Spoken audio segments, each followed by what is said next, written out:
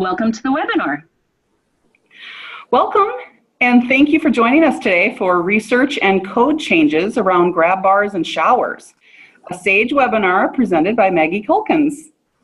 And at this time, I'd like to invite Maggie to introduce herself. I suspect many of you know me already. I am a researcher and consultant and content developer. Have had my own research and consulting firm for nigh on 30 years now, and I started in environments for older adults and people living with dementia in about 1985. Thank you so much, Maggie, for joining us. My name is Jill Schrader. I'm a SAGE Education Committee member, and I'll be moderating this webinar session. So if you are interested in being a part of the SAGE Education Committee, please just email us at info@sagefederation.org. We'd love to have you. During this webinar, you'll be muted throughout the entire session. You will have the option to type in any questions by clicking on the Q&A button at the top of your screen. We'll answer those questions at the conclusion of the session if time allows, and please keep your questions relevant to the topic that is being discussed. But you can type in the questions at any point during the webinar. SAGE is an AIA-approved provider, and participants in this course are eligible for one AIA learning unit. Please note that you must be registered for and logged into the webinar to receive AIA credit or a certificate of completion. SAGE will report credits earned by course attendees to AIA CES and will provide certificates of completion within 1 week if requested. If you did not enter your member number or request a certificate of completion upon your registration, don't worry. Just email us at info@sagefederation.org. The information presented in today's presentation is protected under copyright. And at this point, I will hand things over to Maggie, who will get the session started. Thanks, Lori. I appreciate that. We can start with the course description. This is what was posted in all of the emails that went out that enticed you to sign up for it, so I'm not going to read it again, but we're focusing on supporting independence, but also independence and safety of people who need assistance. And we'll talk a little about the differences between the values and the goals of the ADA and what the reality is for a lot of older adults who live in shared residential settings. There are 4 learning objectives. We will help you to articulate the fundamental principles of accessible design parameters that differentiate younger disabled populations for whom the ADA was primarily developed from those of older adults. We'll understand some different multiple methodologies used to triangulate data for this research. You will be able to cite evidence of the dimensional preferences for independent 1-person and 2-person assisted transfers, and to identify how this information is being used to revise codes and guidelines. And I will tell you right now that the vast majority of this presentation is going to focus on grab bars around the toilet and toilet transfers. There's just a little on showers because we're just beginning to really get into making some changes in that. So let me start with a little background. Seniors are the largest group of wheelchair users across the country, and they differ from many typical younger wheelchair users who can't bear weight and transfer independently. So younger wheelchair users often do a side slide transfer. The majority of older adults who use wheelchairs can bear weight and ambulate for short distances, maybe with a walker or a cane. They have gait and balance issues, so walking all the way across the room may be difficult. Lifting their legs like over the side of a tub or a shower curb can be much more difficult. They also have strength and stamina issues, so it's hard for them to stand for long periods of time, difficult raising and lowering themselves from a seated to a standing position. They can do it once, maybe twice, but by the third time, they're really fatigued and have a harder time doing that transfer without assistance. And many have a harder time getting up from a wheelchair or a toilet, even with some grab bars or supports, and a lot of it depends on where those supports are located. So in reality, particularly in shared residential settings, the majority really require assistance from caregivers. If we look at skilled nursing, we can see that 21% of individuals, this was a 2004 survey, there's much more current data, the numbers aren't that different, but this slide was already done and set up and has all the pretty colors, so I just keep using it. About 21% are independent, 6% need supervision, meaning somebody needs to be there ready to provide physical hands-on assistance if needed.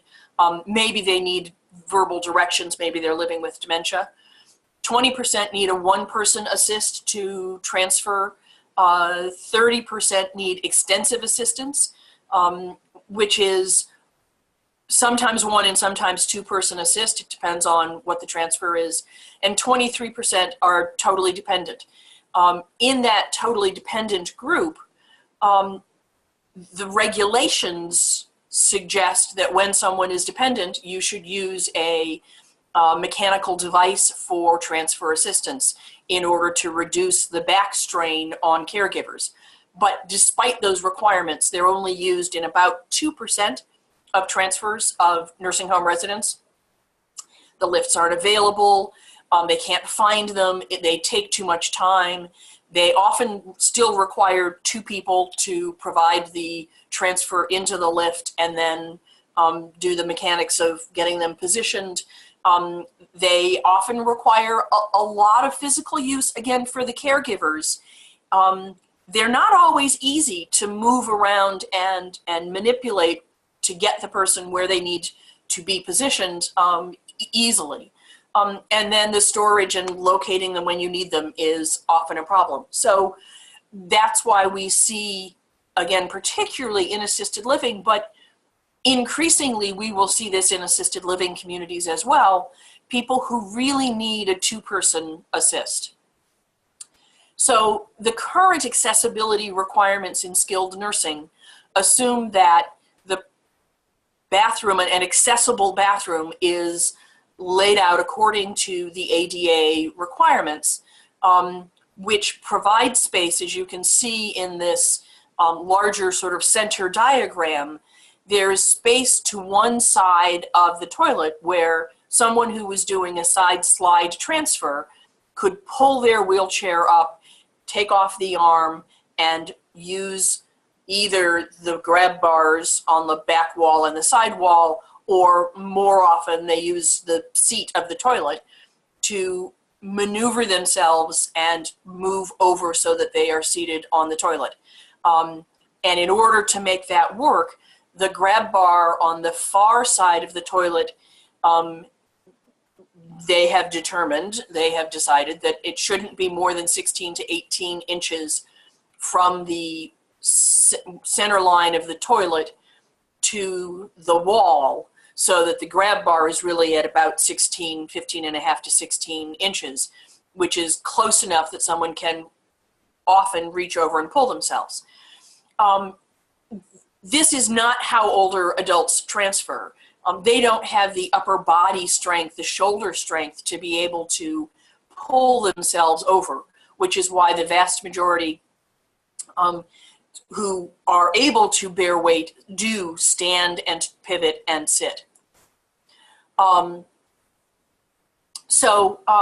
When we were beginning to look at this project, I was working with John Sanford, who was a professor at Georgia Tech University, and he had already done a number of projects. In 2001, the Access Board, which is the group that oversees the ADA guidelines, had funded some research for him, and he was able to show that having bilateral fold-down grab bars was better for how older adults transfer. And you can see that in the lower image on the right.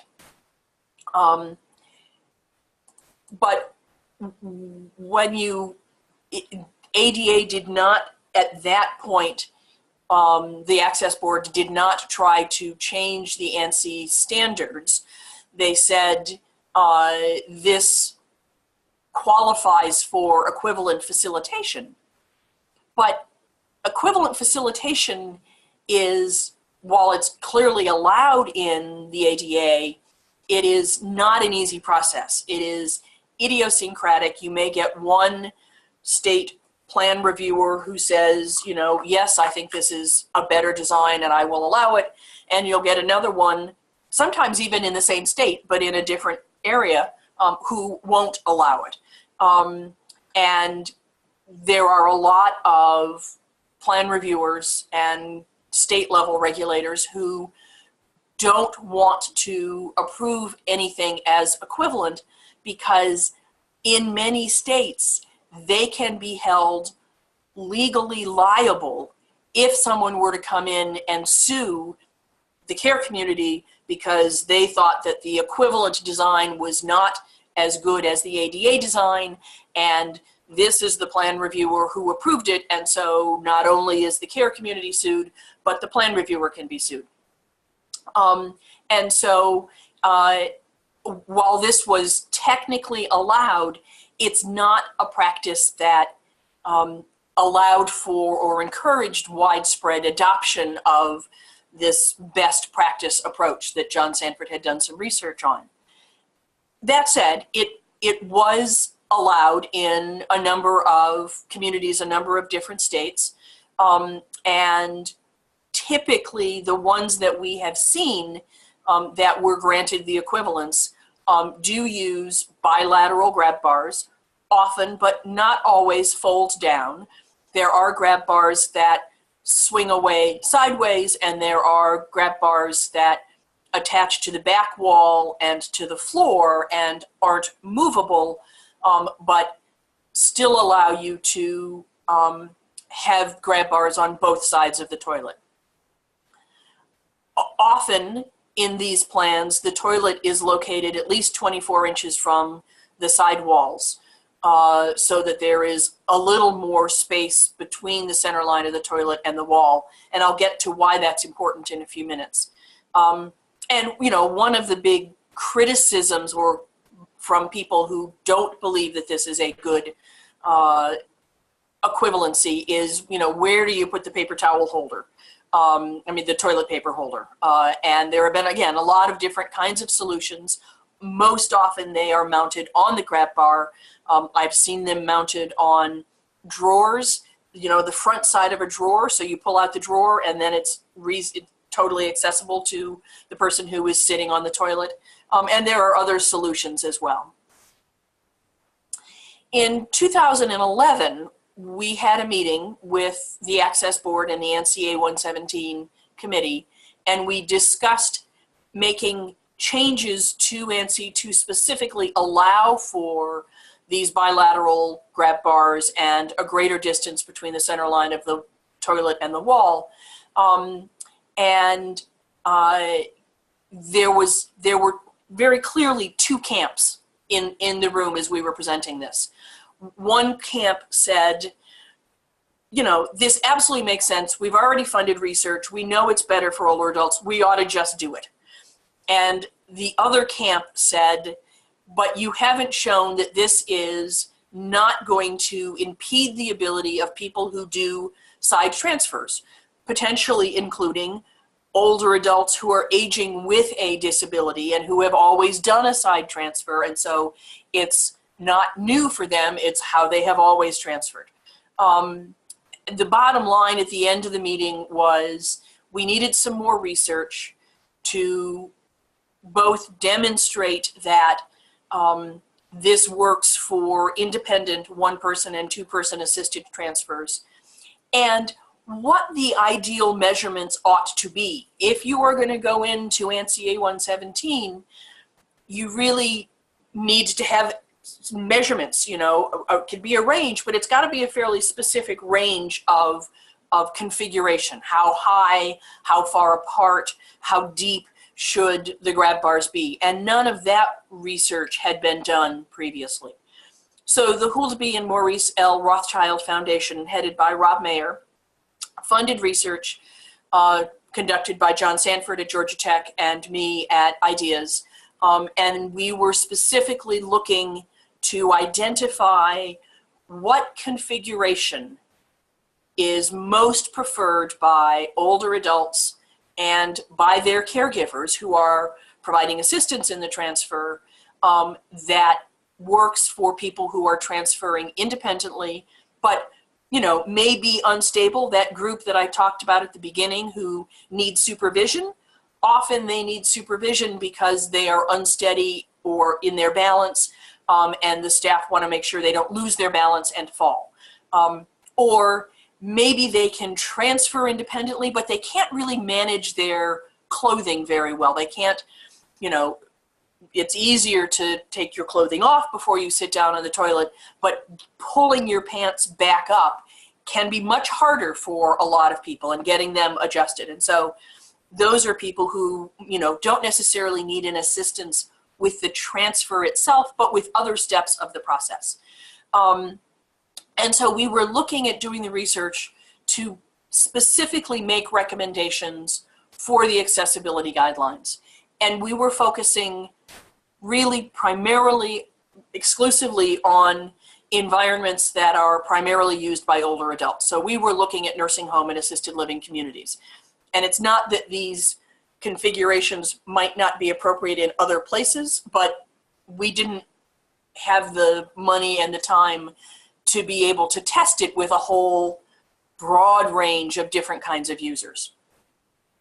So the things that we were particularly looking at was the clear space adjacent to the toilet to accommodate the assisted transfer. That's both on the open side and the wall.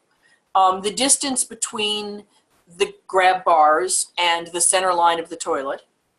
The extension beyond the front plane of the toilet. So the grab bar that's on the wall in an ADA configuration typically goes at least 18 and usually 24 inches in front of the toilet. And that's important because for a lot of older adults, pulling is sometimes easier on their shoulders than pushing. And so being able to grab a bar that's in front of you and pull yourself up can be more helpful to some people. And then what was the preferred height? So we did the study in 4 phases. The first phase is what I was basically just describing. The second phase was a biomechanical measurement of the results from phase 1, where we wanted to see whether the preferred configuration met appropriate transfer positioning of both the older adult and of caregivers. And we'll talk about that in more detail. We then did a validation of that optimal configuration. And then we did a force analysis of the fold-down grab bars. Again, one of the concerns that had been voiced fairly strongly at that meeting in 2011 was concern that these grab bars that are mounted on the back wall behind the toilet don't have enough lateral support, and that over time, with people pulling on them sideways, if somebody were to be doing a side slide transfer, that they would weaken and fail. Also, that because they are cantilevered out, the weight that people put on them as they are standing up, either from the wheelchair or from the toilet, again, those grab bars aren't strong enough to support that kind of weight. So we did the 4 different phases of the study. So the first one was really to determine what is the preferred configuration. And the way we did this study is we went into nursing home and assisted living communities so that we were working with older adults and with their caregivers, with their mostly certified nursing assistants or state tested nursing assistants. You can see the sample description at the top. We had 3 different configurations. So the first one was ADA. So we had the wall at 18 inches from the center line of the toilet, and we had a grab bar on the side wall of the toilet. The way our rig is designed, we did not have the grab bar across the back wall. The second configuration was putting the 2 bilateral grab bars at the same dimensions that are in the ADA specification, but moving the wall further away from the center line of the toilet. So they were, the grab bars were still 15 3/4 inches from the center line of the toilet. And then in the third one, we called it user defined, and we adjusted it, and you'll see some video, and we let people tell us what they thought felt best. How far apart should they be? How high should they be? How far in front of the toilet should they be? And I'm going to show you 3 short video clips of one gentleman, and you can see how we modify it. So this is the standard ADA configuration. You can see we don't have the grab bar on the back. So he uses that sidebar to stand up. He uses a wheelchair for mobility, but he clearly can stand.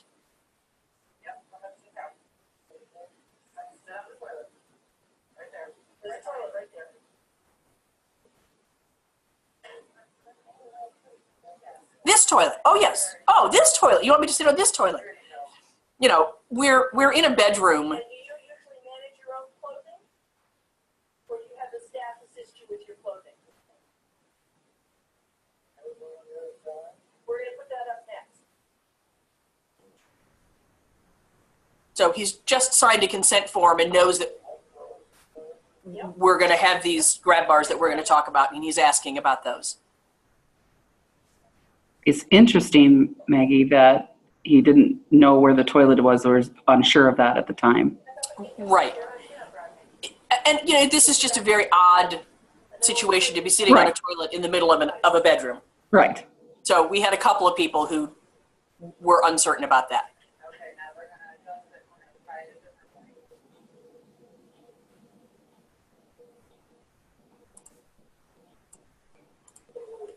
So this is the bilateral ADA configuration. So the grab bars are at the same height as the one that's on the wall. You can see they extend out in front of the toilet about 9 inches. So instead of using the side grab bar to stand up,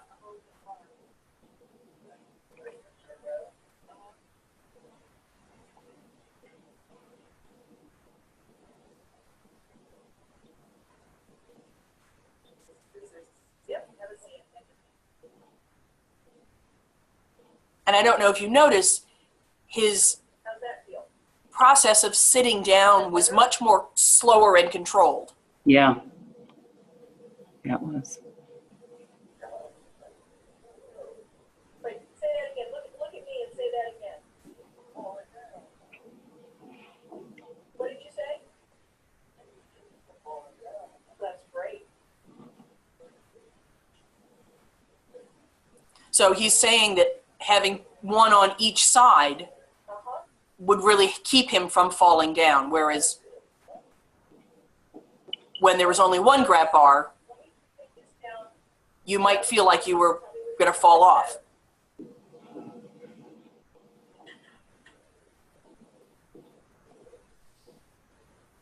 that good or is that too low? All right. All right, let me take it up 1.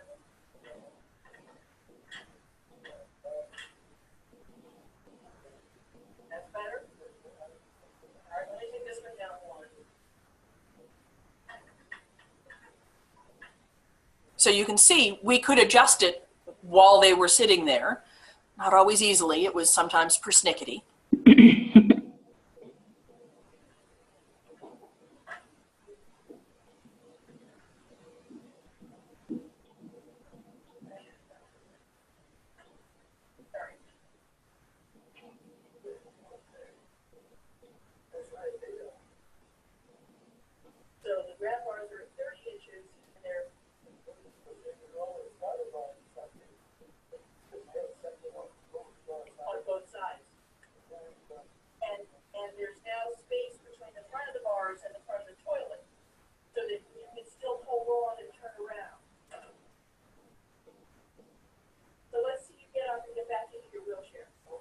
And Maggie, while you're doing these videos, are you also looking at toilet paper locations too, or is it just literally the grab bar positioning? We did not look at the toilet paper Okay.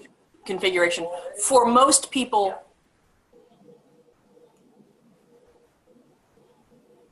so he really likes this one. I know, he does.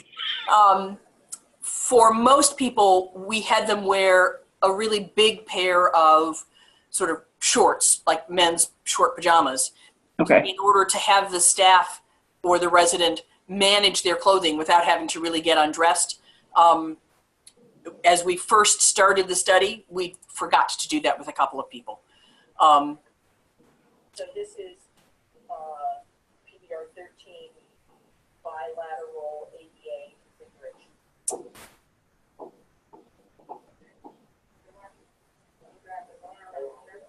And here you can see the front end of the grab bars are even with the toilet. Oh, there. So he's, trying to figure out where to put his hands. And because the rail is so far back behind him,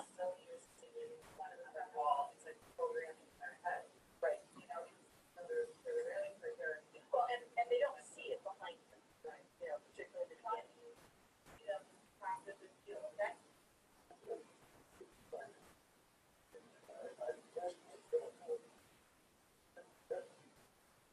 That help, or is it, are they not in the right place?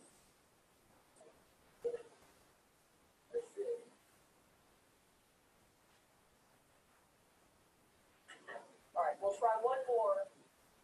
so this was actually supposed to be the second video, and the one that you saw before was the last one. So you can see that we really,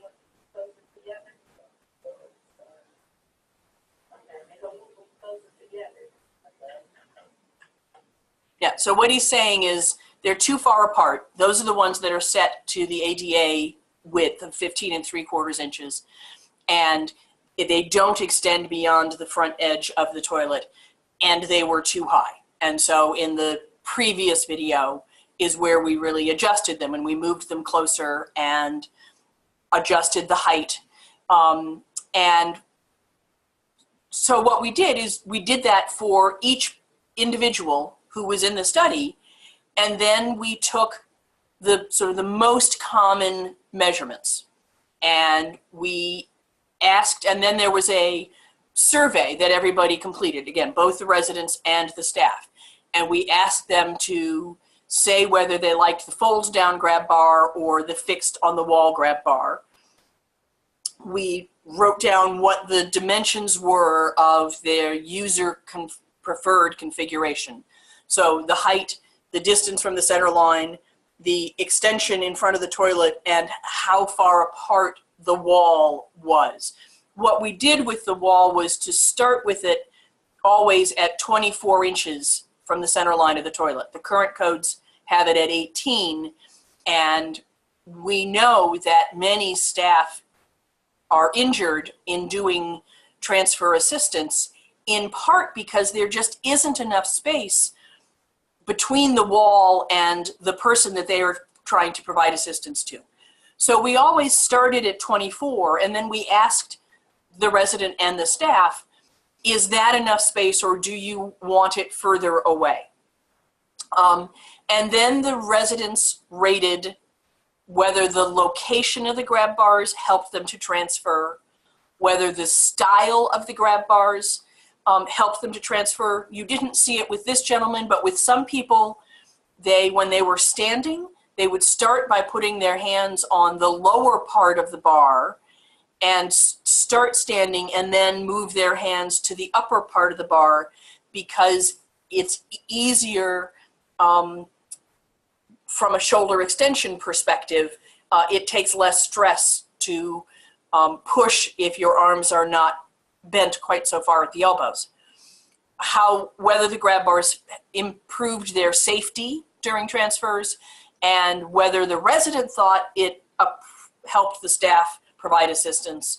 And then we asked the same kind of questions of the staff. From the staff perspective, did the location help them to assist with the transfer? Did the style help them to assist? Was there enough room to move between the toilet and the wall? Did the grab bars give you enough proximity to get close enough to the residents to provide the kind of support that you wanted to? And did you feel like you had a proper position for safe transfer? So now we get into all of the numbers part. I'm going to go through this part fairly quickly. At the end of the presentation, I'm going to give you a link so that you can download the final report from this research that has all of these numbers in them. What we found was that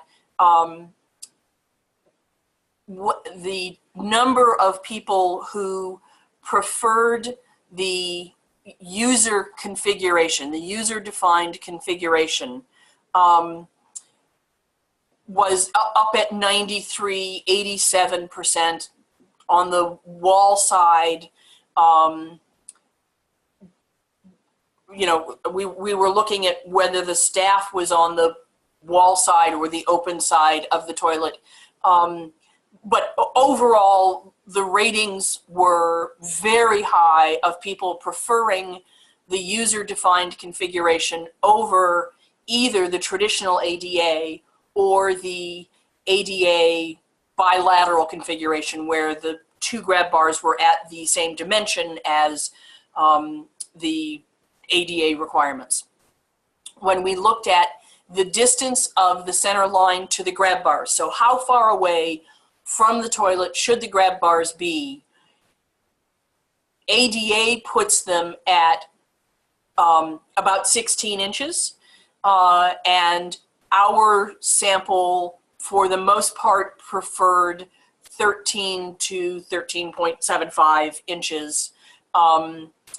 There were some that wanted them a little further away, but we're at well above 60% for the total group. It was highest for the independent transfers. It went down when there was a two-person assist to 42% preferring this distance. Some preferred it closer because it meant the staff could get closer to the resident, and some still preferred it further away. When we look at the grab bar height, the ADA is at 34 inches, and most people wanted this lower, at 31 to 32 inches. We had one group of the two-person assists where they preferred it to be higher at 33, above 33 inches. And we don't quite know why, but that's what the data was showing. The distance of the center line of the toilet to the wall, again, overwhelmingly, people felt that the 24 inches was sufficient. There was a small group, 10%, that liked it at less than 24, and that was generally the 18. And that's because they continued to want to use the grab bar on the wall, which may be true preference, but may also be just what they're used to. You know, if you're always used to having a grab bar on the wall, for this research, you come in and you might just continue to want to use the grab bar because that's what you've always been doing. There was only 5%, 4% that felt that the distance to the wall needed to be greater than 24 inches. When we looked at sort of the overall ratings, what we found was that the user-defined configuration, whatever it was for that individual, was significantly higher for all outcomes: location, grab bar type, safety, and staff assistance, except for a two-person assist for the grab bar type, safety, and assistance. And they were close there. The user-defined ratings, those that are highlighted in yellow, even though they weren't significant, they were 0.74 and 1.125, They still trend in the direction of the user-defined being higher. So you can see on this upper yellow line, it's 3.86 as opposed to 3.71 and 3.74. So it's still higher, but it just wasn't statistically significant. And the people who performed the independent transfers rated the user configuration significantly higher than the other groups, the people who needed a one-person and a two-person assist. So that you can see in, I'll take this top box under user-defined. The independent was at a 4.67. This was on a 5-point Likert scale. The one-person assist was a 4.48, and the two-person assist was a 4.17. So statistically, this 4.67 was significantly better than the other ones. But overall, everybody preferred the user configuration, which is not surprising. We asked them, what's the best configuration, and do you like it? So we were setting it up for them to say that they liked this the best. The staff ratings, we didn't generally ask the staff for what dimension they wanted. We asked them to rate what the person had said was what they thought was their preferred configuration.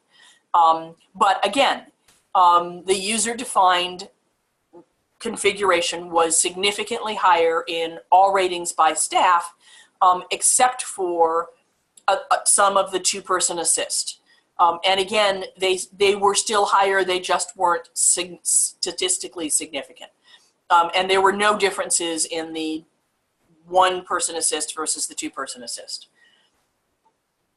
The conclusions, overall conclusions, once we understood that people, how much they preferred those user configurations, we then looked at what are the mean dimensions of all of those.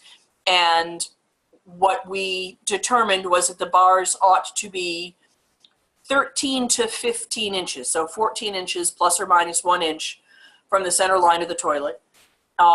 15 is still, 3/4 to an inch less than what the ADA configuration is. So they're closer by 1 to 3 inches from what the ADA requirements are.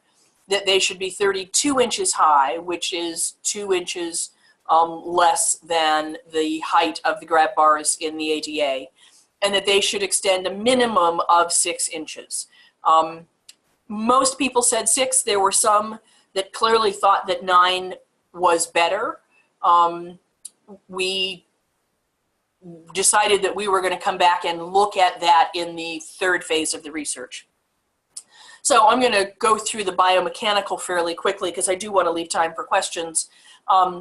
What we did is we did not have older adults do these transfers because people needed to transfer about 24 times on and off as we measured their body mechanics. And you can see that they wore these little sensors all over their bodies.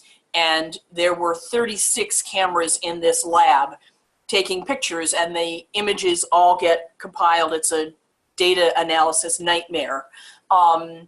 And we were looking at the muscle movement and the vertical force and the angles and the distance between the patient and the caregiver, all based on what are known as good transfer techniques. The bottom line is that the bilateral grab bars were associated with a 25% reduction in muscle movement at the knee, hip, and ankle, and a 30% reduction of pressure on the patient's feet over the traditional ADA. They all had similar performance effect. So I'm not going to go into that anymore. The phase 3 validation study, we wanted to take those measurements that I just gave you and see whether, if everybody used that, how did they like it? So if we're writing code and the code says the grab bars need to be 14 inches plus or minus, 1 inch from the center line of the toilet, is that sufficient for the majority of people? So we had a census of 60 residents, 11 caregivers. And the bottom line was basically, yes, everybody was rating it above 4 on a 5-point scale, except for the 2-person assist. They were lower sort of throughout the whole course of the study, but they're still much higher than 50%, which would have been a rating of 2.5. The caregiver ratings, again, you can see they're generally mostly above 4. Some of them are very close to 5. And it's the 2-person assist that is a little lower. They're just harder to do, and they are more challenging. So the final recommendations that we have come down with are 24 inches minimum, 30 preferred, to the center line of the toilet to the wall, 14 inches from the center line of the toilet to the grab bar, 32 inches height above the finished floor, and 6 inches minimum extension. The last analysis that we did was testing the, excuse me. All right, lost the sneeze, sorry.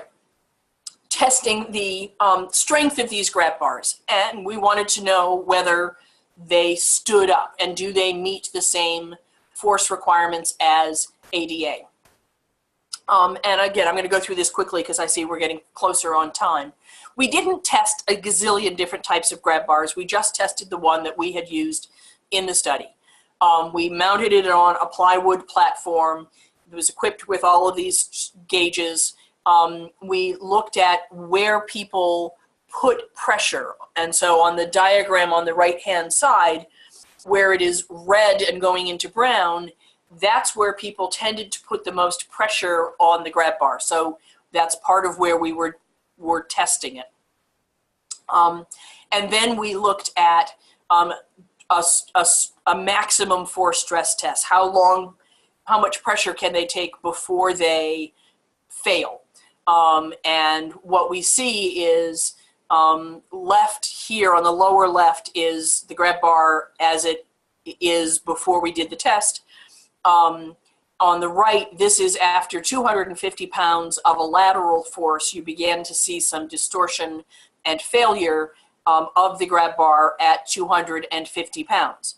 But when we look at the amount of pressure that people put on the grab bars, you can see that in the vertical forces, we're at 138 peak, and adjusted means we've looked at it over the course of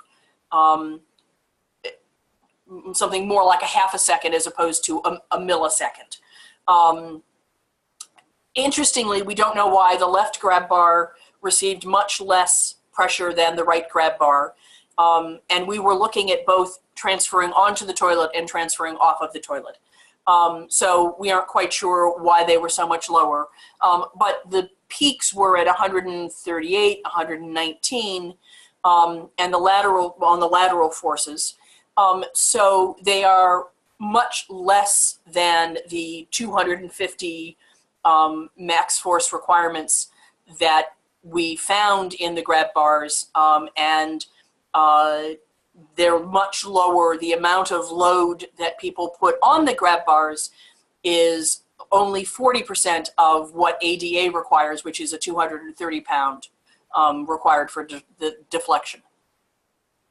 So having had that data, we have been working at now getting it into the various codes. We were too late to try to get this set of configurations into the most current revision of ANSI A117, which is where it really goes. It doesn't go in the ADA, it goes in ANSI, which is the scoping document. They have been incorporated into the FGI guidelines for the design of residential health and care settings as an allowable equivalency. We did present it to the Access Board in 2007. They,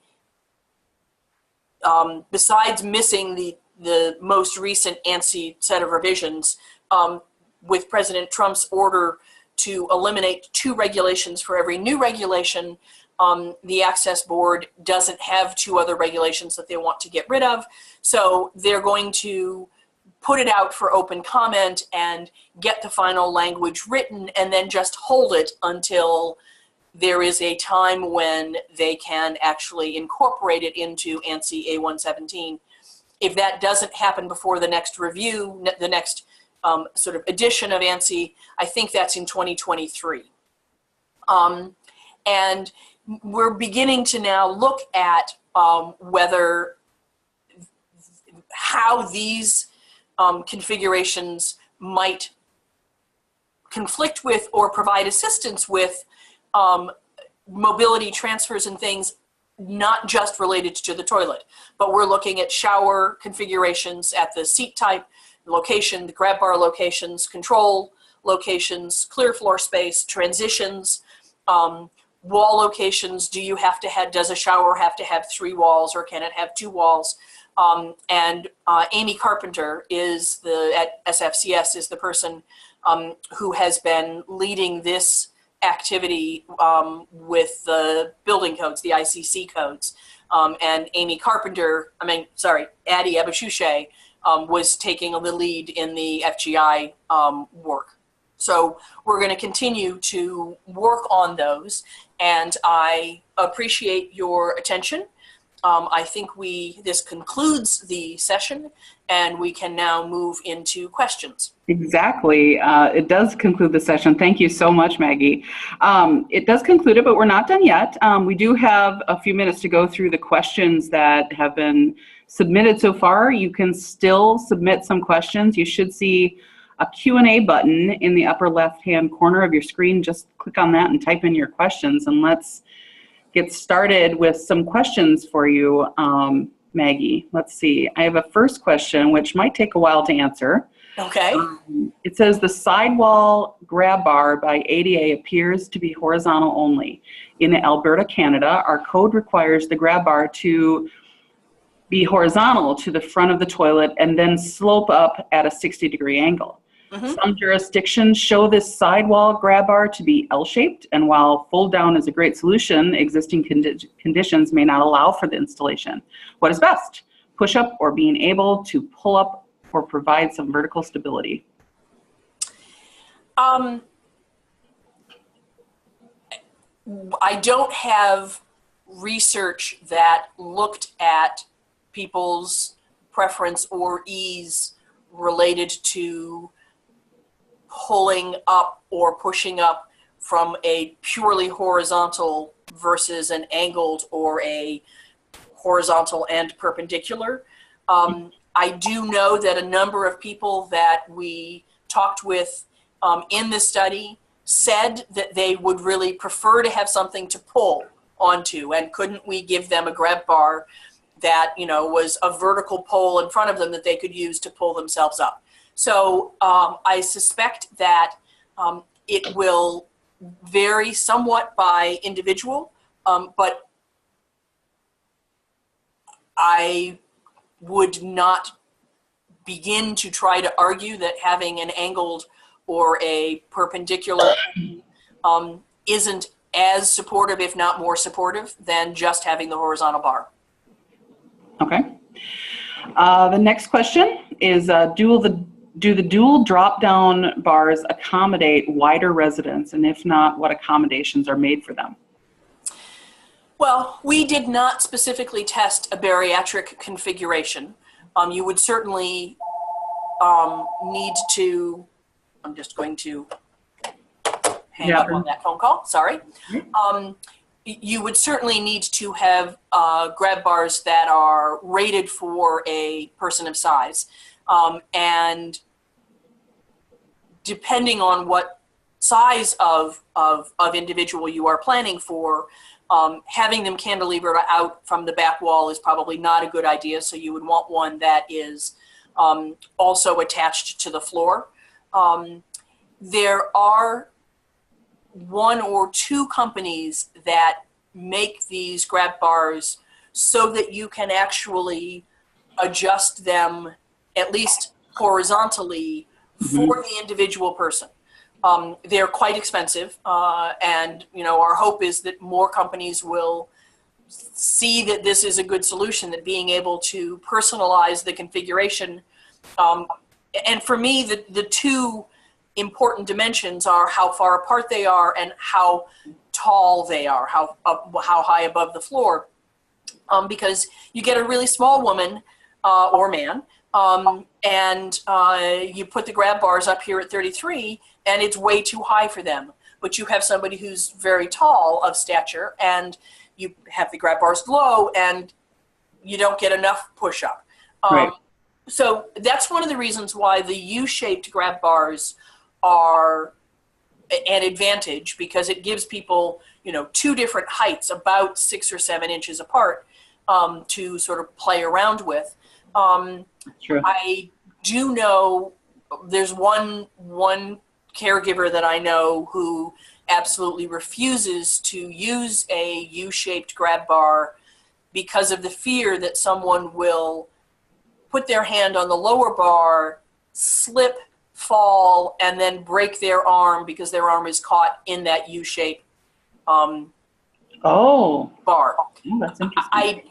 I asked how often she had come across that, and she said, well, actually never, but I think it's possible.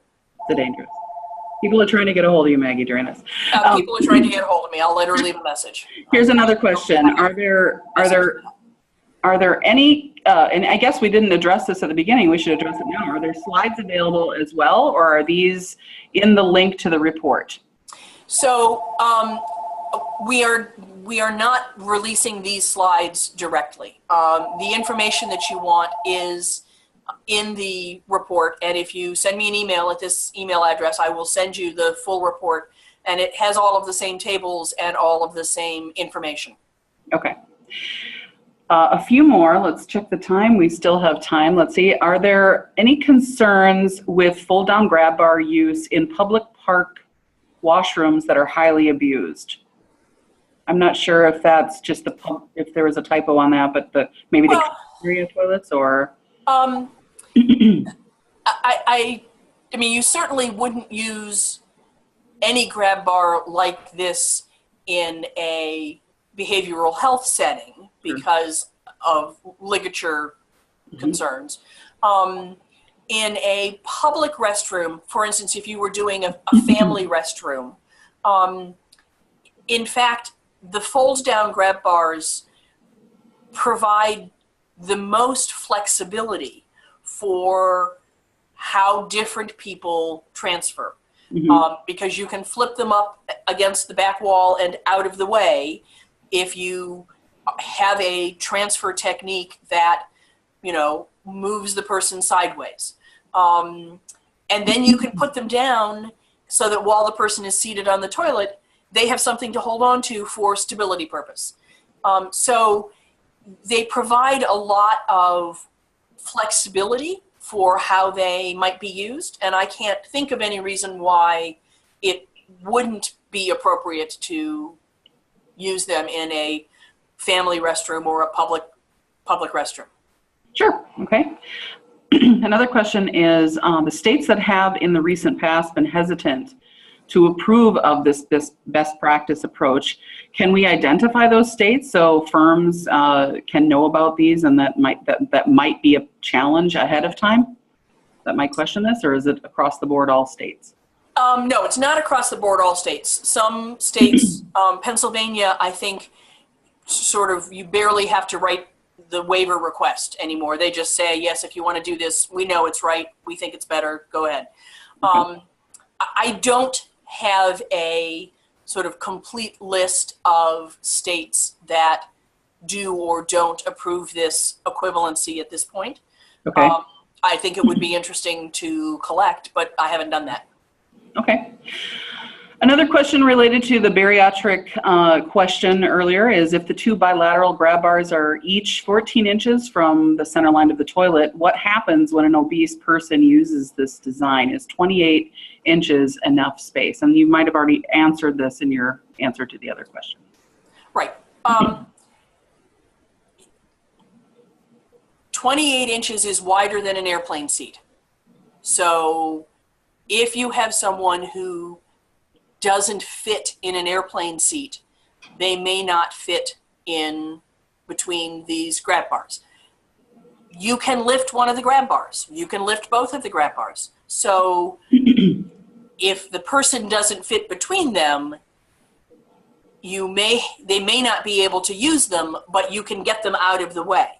That said, if you are really designing for a person of size, you're going to have a different toilet, you're going to have a different bathroom, it's going to have a different size, you're going to have different equipment. So we were not testing for a bariatric situation specifically. Okay. Another question, how many projects or senior communities would you guess have these grab bars, and I'm guessing the user defined configuration, going in nationally? And then in addition to that question, also what about the toilet paper? I don't have hard numbers. I would guess that it's probably not a lot more than about 10% at this point. It's certainly much higher in some states, as I mentioned in Pennsylvania.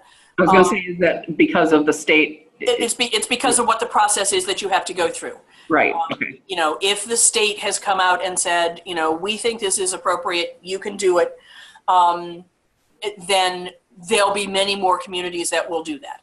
Okay.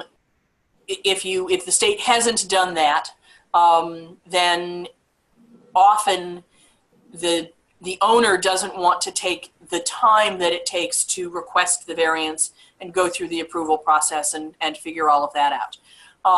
So overall, I would say it's probably in the 10% range. We're obviously hoping to get that higher. And then what was the last part of it? Also, what about the toilet paper? The grab bars, almost all of the grab bars that we have looked at have an integral toilet paper holder that is on the grab bar. On the grab bar. Is that what's best, or would you rather see it mounted on the wall, or is there a preference on that? It's more accessible if it's right there on the grab bar, because the wall is now further away, and for some people, it could be hard to reach that far. That's true. Okay. All right. Well, I think there are a few other questions which we can answer and respond with back with some email correspondence. But overall, I think that was some really good questions, and they are suggesting that perhaps that we bring this into another format of specifically addressing showers and the situation in the wet zone. If you'd be open for that, I'm going to turn off my video now. But I just want to add one quick comment. As we were talking before the session, I was asking Jill whether she thought there might be interest in a webinar that is an Ask the Experts, and we would get 3 or 4 people and not have specific content set up, but just have an hour of a Q&A session so that you could ask me or Jane Rohde or Amy Carpenter or somebody else. And if you think that would be interesting, it probably won't get approved for AIA CEUs because you have to get the content set in advance, and we wouldn't have that. But if you think that would be of interest to you, please let Sage know. And you could do that there's a survey following this, so you could put that in your comments in the survey, just in the open general questions too. Right. So whether you'd like to have a, Ask the Experts kind of webinar. Okay, well, that wraps it up for research and code changes around grab bars and showers, a SAGE webinar presented by Maggie Calkins. Thank you, Maggie. Thank you for joining us today, and thank you, Maggie, again, for sharing such valuable information and insights. And we certainly hope you have all enjoyed today's session and found it worthwhile. I certainly did.